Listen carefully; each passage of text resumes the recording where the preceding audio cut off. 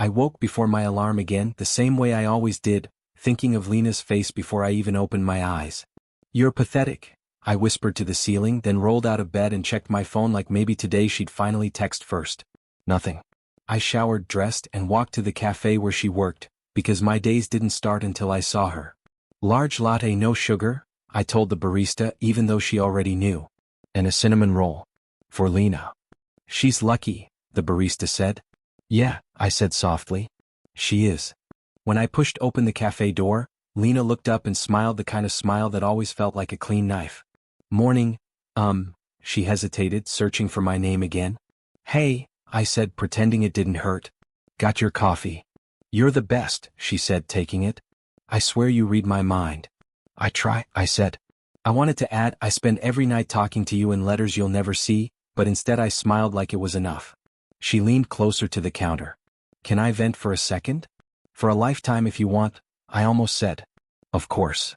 "Mark didn't text me back last night," she whispered. My heart sank. Maybe he fell asleep. "Men are impossible," she sighed. I laughed like it didn't crush me. "I'm a man." "You're different," she said. I nodded like that didn't feel worse. After work I met Mark outside the gym. He punched my shoulder. "Yo, Romeo. You see her today?" "Every day," I said. "And still not telling her?" he asked. I shook my head. "I don't want to ruin it." "Ruin what?" he said. "The nothing you already have?" "She talks to me," I snapped. "About other guys," he said gently. "Look, I'm not pushing you, but 10 years is a long time to love someone in silence." "It's safer," I said. "Silence doesn't leave." "People do," he said, then laughed. "Man, you're dramatic." "Promise you won't ever tell her," I said. "On my life," he said, holding up 2 fingers. "Your secret's locked." "Thanks," I said, and meant it with everything in me. That night, I sat on my bed and opened the wooden box beside it. Inside were stacks of letters, tied with string. I pulled one out and read it aloud. "Dear Lena, today you wore that blue sweater again. You laughed when the coffee spilled, and I wanted to bottle that sound and drink it forever." I folded it back up, heart aching. "One day," I whispered to the box, "I'll be brave." There was a knock at my door. It was Emily, Lena's sister, with her arms crossed and eyes sharp. "Why are you always around my sister?" I bring coffee," I said. She studied me. "You look like a problem." "I'd never hurt her," I said. "Good," she replied. "Because I will hurt you." I swallowed. "Fair." She left without another word. Back inside, my phone buzzed. Mark again. "You still awake?" "Always," I typed. "Then come out. You can't write your life away." "I can try," I answered. I lay back and stared at the ceiling as if it might answer me. "Does she ever talk about me?" I typed. 3 dots. Then, "She says you're nice." I smiled like an idiot. "Nice is something." "Not everything," he replied. I closed my eyes. It has to be enough. The next morning I brought 2 sugars just to see if she'd notice. "I messed up," I said, handing her the cup. She tasted it and made a face. "You're fired." She laughed, then frowned. "Hey, what's your name really?" I felt my chest tighten. It's okay. You don't have to remember." "That's not fair," she said. "I remember stupid things all the time." "Trust me," I said, "this one's forgettable." She looked at me like she wanted to argue, then her phone buzzed and she turned away. "I gotta go," she said. "Mark's calling."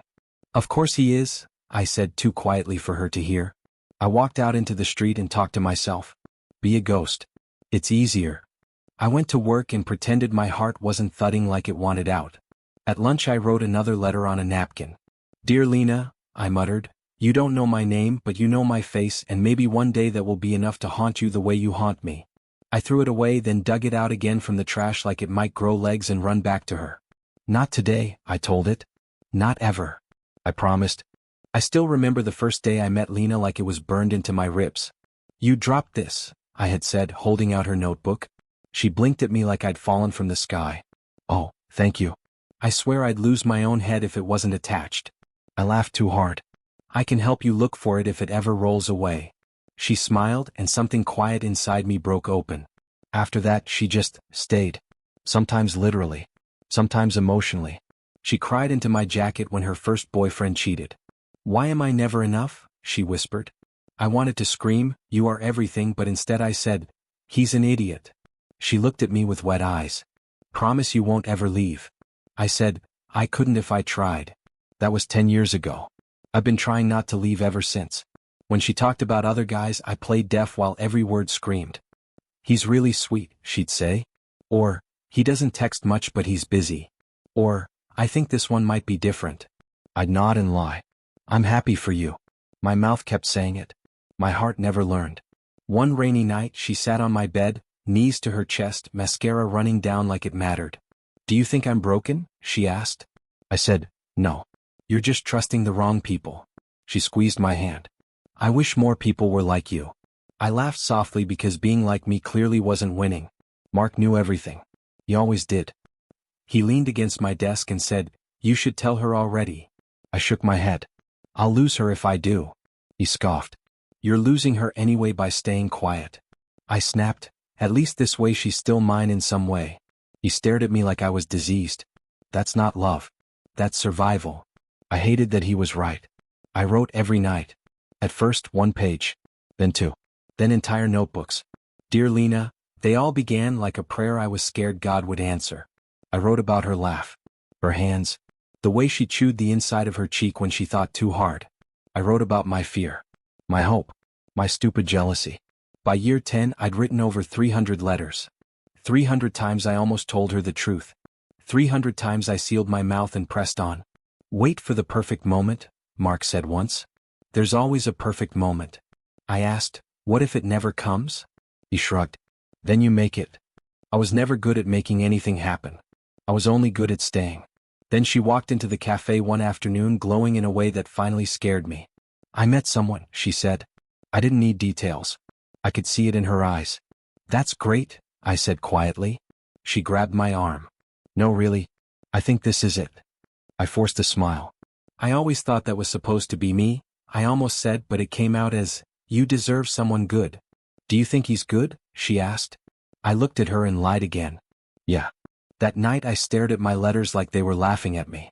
10 years, I whispered. And you still don't have a name in her mouth. I held one letter and felt 10 years pressed down on my chest. Maybe if I disappear, the pain will too. The ink didn't answer me. Mark texted, you okay? I replied, she's serious about him. He paused forever. Then, I'm sorry, man. That was all. 2 words for 10 years. Days passed where she stopped calling, stopped leaning, stopped needing. She smiled at her phone instead of me. I became background noise. Furniture. Safe and boring and invisible. One night I picked one letter from the stack. Dear Lena, I read aloud, voice shaking. If love were air, I'd be dead. My hands trembled as I lit a match. This is stupid, I told myself. You're being dramatic. The fire caught the paper anyway. I watched my heart curl into ash. Then I grabbed the rest, hugged them to my chest, and sank to the floor. Not you, I told them. Not yet. The ashes burned my fingers. I let them. Word count, 800. I heard it by accident, the way betrayal always seems to arrive when you aren't ready. I walked into the hallway outside Mark's apartment, phone in my hand, hope in my chest, and then I heard her voice. I don't know how to tell him, Lena said softly. My feet froze. Mark laughed low. You don't have to. He won't push. I pressed my ear to the door like some kind of criminal. I hate hiding, she whispered. He answered, then don't. Just not today. Let me handle it. I knocked before my courage could run. The door opened. Mark's smile died. Bro? I stepped inside, eyes searching for her like maybe she'd evaporated. Where is she? I demanded. He tried casual. Who? I raised my voice. Don't do that. I heard her. He swallowed. You misheard. I laughed, a sound that hurt. So I imagined her saying your name like it meant home? He ran a hand through his hair. It's not what you think. I snapped, then tell me what it is. He paused too long. We just talk. I said, since when? He said, recently. I said, how recently? He refused to look at me.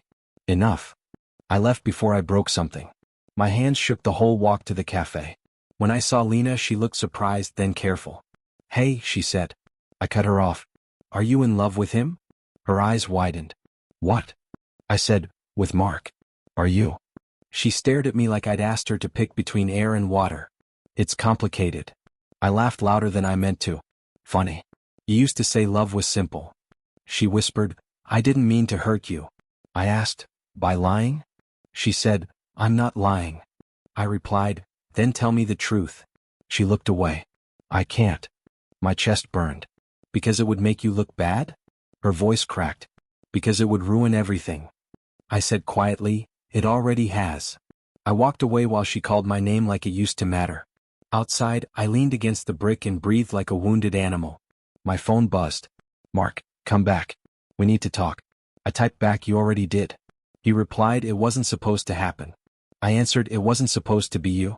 That night I went to Mrs. Owen's place because I didn't trust myself alone. She opened the door and took one look at me. Sit, she ordered. I collapsed into a chair like the bones had gone out of my body. Baby, she said gently, tell me. I said, my best friend is stealing my heart. She frowned. He can't steal what isn't his. I shook my head. He had the map. I gave it to him. She poured tea with shaking hands. Men like that don't change. They just change victims. I stared at the steam.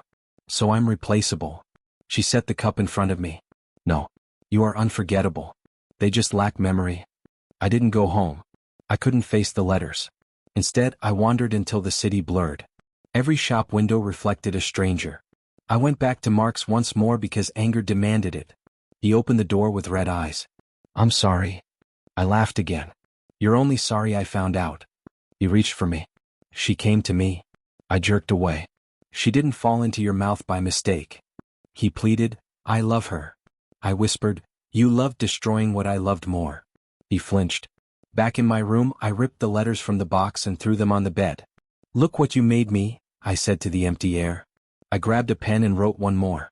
Dear Lena, you chose the man who knew my secrets over the man who would have kept you safe. My hands shook as I folded it. I lit a match and watched the fire eat the lie I'd lived. Then I gathered the rest and shoved them into the box again. Not you, I told them. Not yet. I packed at dawn. Mrs. Owen tried to stop me. Running doesn't heal, she said.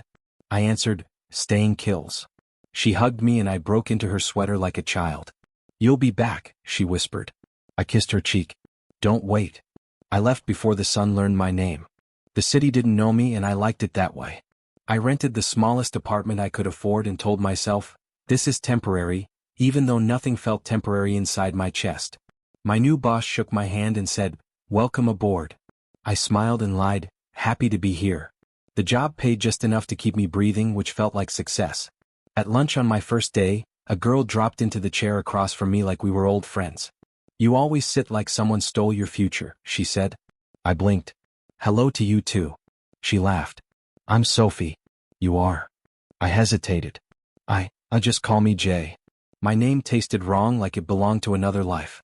Nice to meet you, Jay, with a sad face, she said. Coffee? I shook my head. I quit. She raised a brow. What life? I sighed. Something like that. She didn't push. She just sat there, quiet in a way that felt kind, not empty. Finally she said, if you ever want to talk, I'm a good listener. I answered too fast, I'm fine. She smiled the way people do when they don't believe you but let you pretend anyway. That night I unboxed my life. There wasn't much. Clothes. A mirror I didn't recognize myself in. And the wooden box of letters. I set it on the table and said out loud, you made it. They didn't answer, but I felt them watching. I changed my number the next morning. The guy at the store asked, anybody I should save? I said, nobody knows me anymore. He shrugged and typed. Just like that, I erased myself. Sophie texted me from work. You alive? I stared at the screen like it might show me my past. Barely, I replied. She sent a laughing face. You're dramatic. Want dinner? I almost said no. Instead I typed sure. We ate noodles and watched people pretend to be okay in public. She talked about her dog. I talked about the weather. You're good at hiding, she said over soup. I shrugged. I had practice. She tilted her head. From who? I forced a smile. Everyone I loved. Weeks passed. The loneliness didn't get quieter. I learned my name. I'd lie in bed and hear Lena's laugh like it lived in the pipes. I'd dream of Mark apologizing, then wake up angry that even in dreams he lied. I told Sophie, I don't sleep. She said, then come over and don't. We sat on her floor at midnight and talked about nothing that mattered until I almost forgot everything that did. Then Emily called. I stared at the unknown number, heart kicking. I answered like it might explode. Hello. Her voice cut through me. So you really ran. I swallowed. I moved. She scoffed. Same thing. I asked, what do you want? She hesitated. They're together. I closed my eyes. You don't have to. She said softly, it's serious. Silence burned my throat. Anything else? I asked. She sighed. He moved into her place. I ended the call without goodbye. That night I tore through my apartment like something might fall out and save me. I grabbed the box and sat on the floor back against the wall. You win, I told the letters. I pulled one out and wrote through tears. Dear Lena, I left because staying was killing me and you never noticed the blood. My hands hurt. My chest didn't care. I folded it and placed it on top. I closed the box and whispered, this is where you belong. Then I shoved it deep into the closet like maybe wood and paper could forget what I couldn't. The city stayed quiet. So did I. I never thought I would return to that town, but Emily's voice on the phone forced me back. It's your choice, she said coldly, but her father might not survive the week. I pressed the phone to my ear. Why call me? She hissed, because you ran like a coward. Maybe you can pretend you don't care, but she can't. I swallowed hard. I'm not the one she needs. Emily snapped, you have no idea what she needs. The hospital looked the same as the day I left. I stepped inside and felt the air punch me in the chest. Emily was waiting at the elevator, arms crossed. You look worse, she said. I answered, you look the same. She glared. Don't be smart with me. You disappeared. No note. I shrugged. No one asked me to stay. She leaned forward. She did. You just weren't listening. Before I could ask what she meant, she grabbed my wrist and dragged me toward a waiting room. Sit, she ordered. I sat because I didn't have the strength to argue. She paced like something inside her was burning. She found them, she said. I frowned. Found what? Emily stopped pacing. Your letters. My stomach dropped. No, I whispered. They were hidden. Emily folded her arms. You really think she wouldn't find them? She was looking for her college books. The box was behind them. I shook my head. You're lying. She stepped closer. She read every single one. Every word you never said. I whispered, God. Emily's voice softened for the first time. She didn't stop crying for 2 days. I leaned back, breath shaking. I wrote those for myself. Emily shook her head. You wrote them for her. You just didn't have the courage to give them. I covered my face. She wasn't supposed to know. Emily whispered, she needed to know. Before I could ask anything else, she said, she's not here right now. Left to clear her head. Said she needed air. I nodded slowly. Okay. I'll check on her father and leave. But Emily grabbed my sleeve. She's been looking for you. I said, she shouldn't. Emily leaned in. She read 10 years of your heart. Now she can't breathe without answers. I walked into the room where her father lay sleeping. Machines beeped like a metronome for memories. I whispered, Sir, I'm sorry I'm here this late. He didn't react. Maybe that was for the best. When I stepped outside into the parking lot, cold wind hit my face. Jay? A voice whispered behind me. I froze. I knew that voice even when it trembled. I turned slowly. Lena stood there, breath shaking, hair messy, eyes swollen. You came back, she whispered. I said nothing. She took a step closer. Why didn't you tell me? My throat tightened. Tell you what? She pulled a folded letter from her pocket. One of mine. This, she said. All of this. I stared at the paper like it was a weapon. You weren't supposed to see those. She choked out, you loved me, all that time? I nodded once. Yes. She wiped her face. And you never said anything? I whispered, I didn't think you'd want to hear it. She stepped closer again. I would have listened. I shook my head. You were in love with everyone except me. She dropped the letter. That's not fair. I said, neither was living in your shadow. She whispered, you should have told me. I looked at her, tired in a way that felt permanent. I did. She stared at me, confused. When? I breathed out slowly. Every time I showed up. Every coffee I brought. Every time I listened to you talk about someone else. Every time I stayed. Every letter I wrote until my hands went numb. Her lips trembled. I never saw it. I nodded. Exactly. She covered her mouth and sobbed. I'm sorry. I didn't move to hold her. I didn't step closer. I didn't wipe her tears. I just stood there frozen. I didn't know, she cried. I whispered, you weren't supposed to. That's why I left. She reached for my arm like she used to. I stepped back. Don't, I said softly. She froze. Do you hate me? I answered, no. I just don't know how to be near you without breaking. Her voice cracked. Then break. I'll stay. I shook my head. You stayed for him. She looked like I had slapped her. That's not true. I whispered, he took everything I never had the courage to keep. She whispered, I ended it. I looked away. Not because of me. Because the truth scared you. She cried harder. Please don't go. I whispered, I already did. She shook her head desperately. Come back then. I closed my eyes. I can't be that person again. She whispered, voice thin as paper, what am I supposed to do? I answered quietly, start by letting me walk away. And I did. I walked until her voice disappeared behind me. Lena didn't give up after that night. She found my number through Emily and called until my phone felt like it hated me. When I finally answered, she cried, please don't shut me out. I said, I already lived 10 years shut in. She whispered, I didn't see you. I replied, you weren't looking. Her voice shook. Let me try now. I said, now is what hurt me. We met anyway. Some pain refuses to stay behind doors. She sat across from me, hands shaking. I left him, she said. I didn't react. She added quickly, I lost everything. I frowned. What do you mean? She laughed bitterly. Mark stole from me. My savings. My trust. He had loans in my name I never signed for. I stared at her. Why didn't you call the police? She whispered, because I loved him.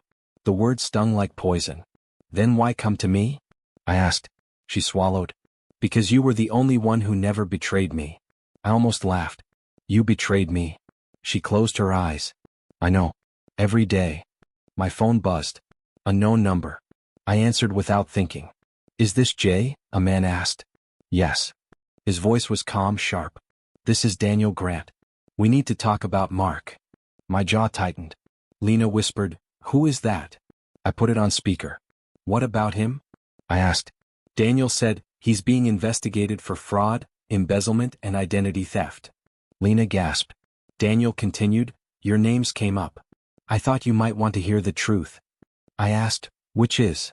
Daniel replied, Mark has been playing with people's lives like numbers. He ruins them quietly. Lena whispered, I wasn't the only one. Daniel said, no. Just one of many. After the call, Lena stared at the table. I wasn't special, she said flatly. I leaned back. Neither was I. She looked at me, eyes red. You were everything. I shook my head. You only say that now that he's gone. She reached out. I pulled my hand away. Don't. I don't want him, she said. I want you. My chest tightened. You had me. Every day. Every night. You just didn't see me standing there. She whispered, I'm begging you. I laughed hollow. Love isn't supposed to beg. She said, neither is regret. I asked, then why does yours sound rehearsed? She flinched. That's cruel. I nodded. So was being invisible.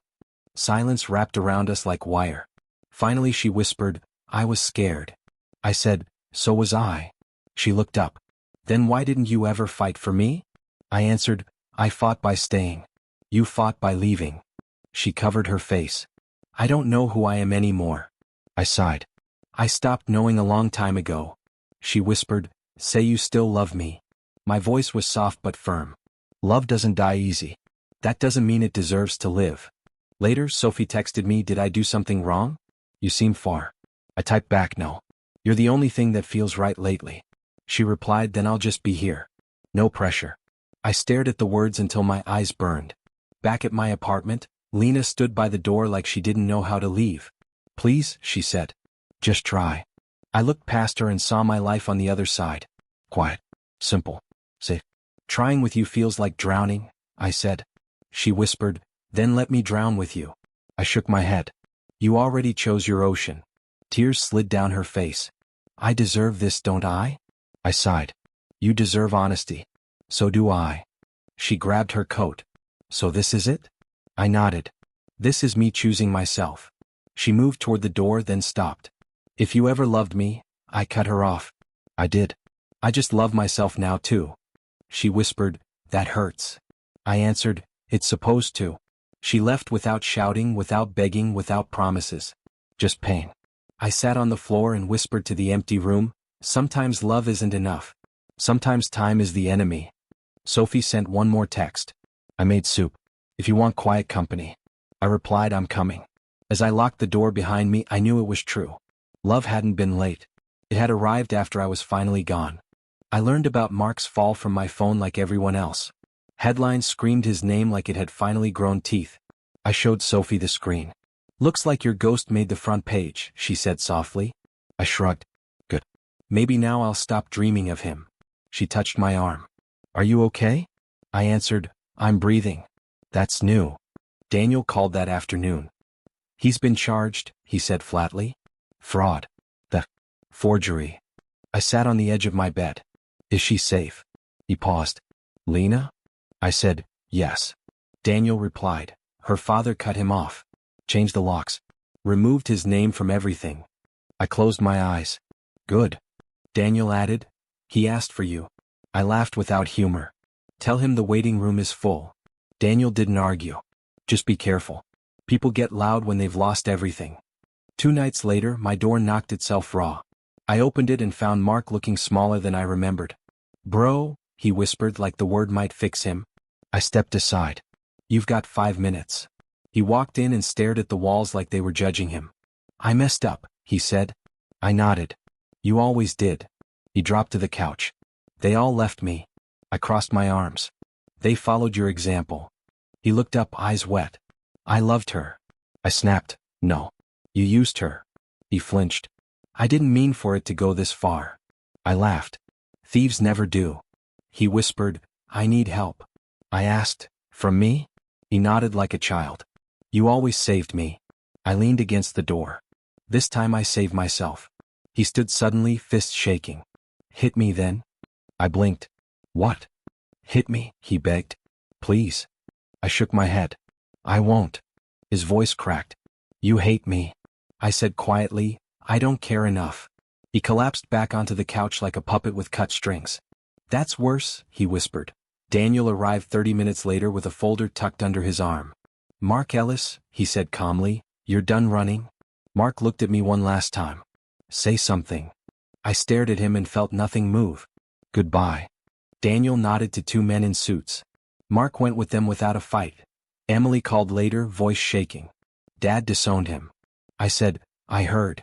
She whispered, Lena's not okay. I asked, physically? She sighed. Emotionally. I glanced at Sophie, who sat beside me pretending not to listen. I'm sorry, I told Emily. I can't fix this. Emily cried, she keeps saying your name. I swallowed. Tell her to say her own. The next morning Daniel sent a message, trial is public. He named everyone he could to reduce his sentence. I replied, I hope he names the mirror too. Daniel answered, you're colder than you look. I typed no. Just done. Lena tried calling. I let it ring. Then I blocked the number. My hands shook, then stopped. I whispered, distance, like it was a prayer.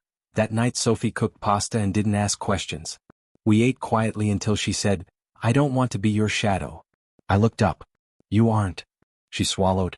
I think I'm falling for you. My fork paused midair. Sophie, she rushed, you don't have to say anything. I just couldn't keep it in anymore. I studied her face, open and terrified. I don't know how to be good for anyone yet. She smiled sadly. Then just be honest. I said, I am. She nodded. That's enough for tonight. We washed dishes in silence. My phone buzzed again. Emily, she's in the hospital. Panic attack. I closed my eyes. Sophie touched my shoulder. You don't have to go. I breathed out. I know. She squeezed my hand. I'll be here. I nodded without looking back. That I lay in bed and stared at the ceiling, listening to my heart unlearn old rhythms. Revenge doesn't heal, I admitted to the dark. Distance does. My phone stayed quiet. So did the part of me that used to scream. For the first time, the silence didn't feel empty. It felt earned. Sophie waited without asking for anything, and somehow that scared me more than Lena's tears ever did. One evening she sat beside me with 2 cups of tea and said, I'm not here to replace anyone. I watched the steam rise. Then why are you here? She answered easily, because I like you when you're quiet and when you're breaking. I frowned. Those are my worst versions. She smiled. They're the honest ones. I rubbed my hands together. I don't know how to love without losing myself. She shrugged. Then don't lose yourself. I laughed softly. You make it sound simple. She said, it isn't. I just don't make it loud. Her eyes were steady. I'm not in a hurry. I swallowed. I've spent years drowning in hurry. She leaned back. Then sit with me and breathe. My phone buzzed. Unknown number. I ignored it. Sophie tilted her head. You don't have to answer. I hesitated. Then answered. Hello. A calm voice replied, this is Nurse Julia from County Hospital. You're listed as an emergency contact for Lena. My chest tightened. Is she alive? Julia said gently, yes. But she collapsed emotionally and we admitted her after a panic episode. I whispered, okay. Julia added, she keeps asking for you. I closed my eyes. I can't be her medicine. Julia paused. I didn't ask you to be. Just to know. I hung up and stared at the floor. Sophie touched my arm. Do you want to go? I shook my head. I don't think I should. She nodded slowly. Then don't. I stared at her. Aren't you afraid I'll regret it? She answered, I'm afraid you already did enough. Later, I sat on the edge of my bed and admitted out loud, I still care. Sophie leaned against the doorframe. Of course you do. I said, but I'm tired of bleeding in silence. She crossed the room and sat beside me. Then bleed where someone will hold you. I looked at her hands and finally took one. This feels unfair to you. She squeezed gently. Only if you lie. I whispered, I don't promise forever. She smiled softly. I only ask for today. 2 days passed quietly. Soup. Movies. Long talks that didn't ask me to perform. Then Emily texted, she's asking again. Can you at least call? I stared at the screen and typed, I can't go back there. Emily replied, she thinks you hate her. I wrote, tell her I'm learning not to. Sophie watched me with patient eyes. You're shaking, she said. I admitted, I don't want to run anymore. She said, then stand. That night, I called the hospital room. Lena answered on the second ring. Jay, she whispered like a prayer. I closed my eyes. I'm here. She cried. I can't sleep. I said, neither could I for years. She whispered, are you coming? I swallowed. I don't think that helps either of us. Silence stretched thin. I'm sorry, she murmured. I believe you, I replied. I just don't live there anymore. She sniffed. Where do you live? I glanced toward the kitchen where Sophie hummed. Somewhere quiet, I said. Somewhere kind. Lena breathed, I wanted to be that.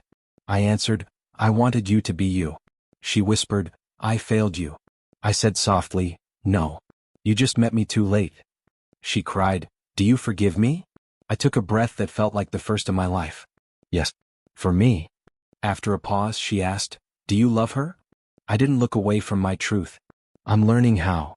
I hung up and felt the weight shift inside me. Sophie walked in and asked, are you okay? I nodded slowly. I finally am.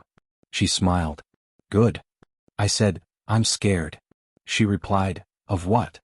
I answered, of being happy. She laughed quietly. That's the bravest fear I've ever heard. I took her hands. I'm not chasing ghosts anymore. She squeezed back. Then stay. I nodded. I will. For the first time, love didn't feel like a race. It felt like home. I sat at my desk with one clean page and said out loud, this is the last time. The pen felt heavier than any goodbye. I wrote slowly, not like a man begging, not like a man in love, but like someone finally exhaling. Dear Lena, I whispered as the ink moved, I'm not writing to ask you to stay or to remember me. I'm writing to return myself. My chest lifted with each sentence. I gave you pieces of me in silence. Now I take them back in peace. I folded the paper and knew it was finished. Emily met me outside the hospital. You didn't have to come, she said carefully. I held up the envelope. I do. She nodded once. She's waiting. My feet felt light as I walked down the hallway, like I finally belonged to my own body. When I entered, Lena looked smaller than my memory ever allowed. You came, she whispered. I handed her the letter. This is not to open in front of me. She looked confused. Why? I answered, because this one is only for you. Her hands shook as she took it. Did you write it for love? I shook my head. I wrote it for release. Her lips trembled. I don't want you to release me.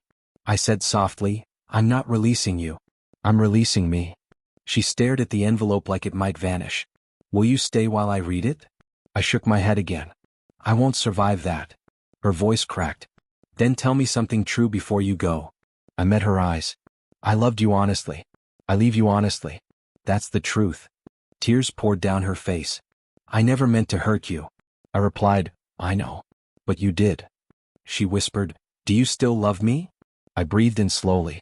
In a place that doesn't control me. She cried harder. Then why are you leaving? I answered, because love shouldn't make you smaller. She clutched the letter to her chest. Read it with me, she pleaded. I stepped back. No, she whispered, don't go. I shook my head. Don't ask me to stay inside my wound. Her voice fell thin. I'm sorry. I nodded. I forgive you. Her eyes widened. Really? I said, for my peace.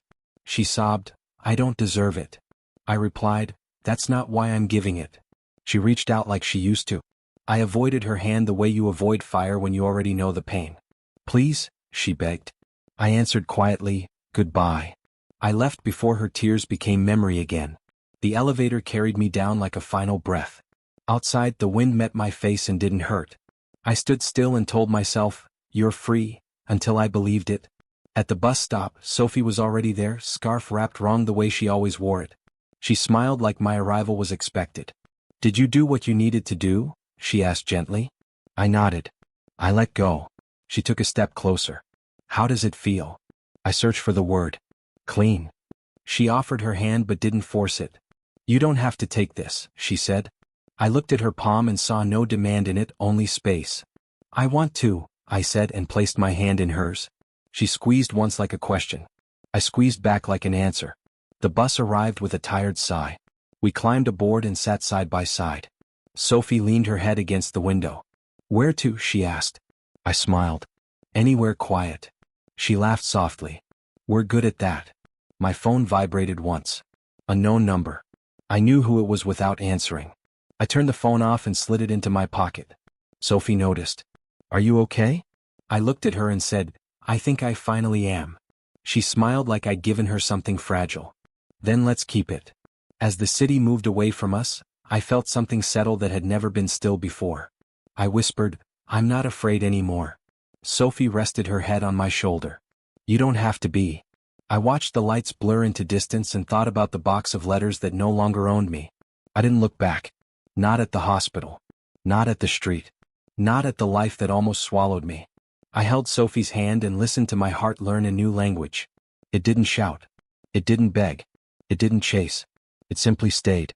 And for the first time in my life I stayed too.